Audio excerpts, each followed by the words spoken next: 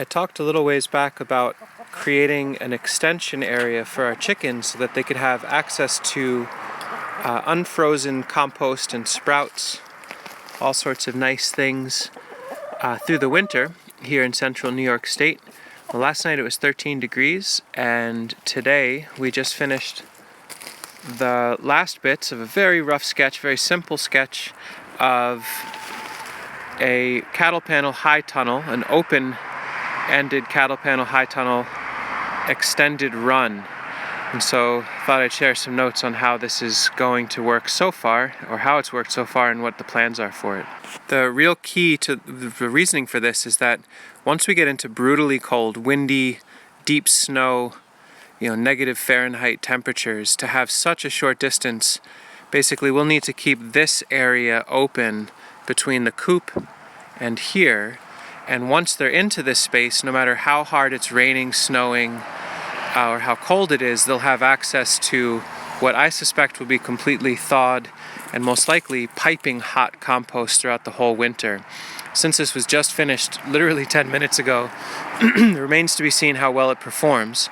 But right now we're starting with the idea of leaving the southern side completely open, and the northern side, what I'll probably do is batten on some flaps that are weighted to keep heavy winds from coming through, but to allow it to ventilate. I think if this was sealed off, once this is filled with compost, it would probably build up gases too much to be an unhealthy space for both the chickens and for me.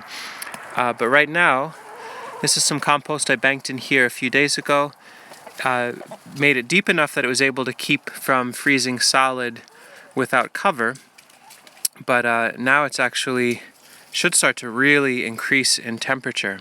So the next bit of work is to come through in this area where we've been storing most of the compost for the last few weeks to month, and use a wheelbarrow to transfer it over to our new-fangled composting system. Once it's there, we should be able to put in all the incoming food scraps, leaf bags, and wood chips at that entrance, and then tumble them down the line and have our chickens under cover for the whole winter and actively working. Now, I'd go in much greater detail in some other videos about how we make these cattle panel high tunnels, so I'm going to link to that here. But the basic workflow is we've set up 4 of these panels, as you saw in the previous video, and we were trying to find reused poly, but we just simply couldn't find it locally in time to be able to get this going before it got too cold. So I ordered some remnants. So this is about probably $40 worth of 6 mil greenhouse poly, and then the rest of it is just offcuts of black locust lumber that were used to batten down the sides. We started in the middle and did both sides, and then worked our way outward from the center to get it nice and taut. I feel good about the tightness here.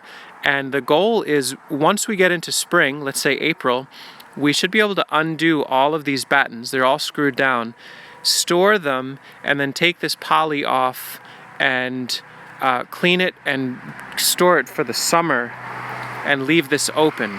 And this I mentioned in the other video, but my tentative plan is to have permanent raised beds on the outside of this for the summer. We can grow climbing crops, annuals that climb up and over this, and perhaps even run some lines up to the coop, so it provides shade and coolness to this whole system in the summer months when we want that. But for now, this is what's going on. It took less than a minute for the chickens to find the space. What I'm excited to see is when we get our next heavy wind or snow, how much happier our hens will be in this protected space. We'll share some updates. Some of the trials that I'll be working on that I want to understand how they work is how to protect this greenhouse poly. So in this case I put chicken wire here, and my plan is to bank dried leaves in between the chicken wire and the poly to protect it from the kind of corrosive forces of the compost. I did that a little bit on this side in a very rough sketch manner. So you can see it's kind of keeping a little break between the compost and the poly. But here are hens actively working on sprouts. We had 13 degrees last night. I don't think it goes above freezing for the next 10 days, as highs or low, so we'll just have to see how it goes. And we'll keep you up to date. Thanks for watching.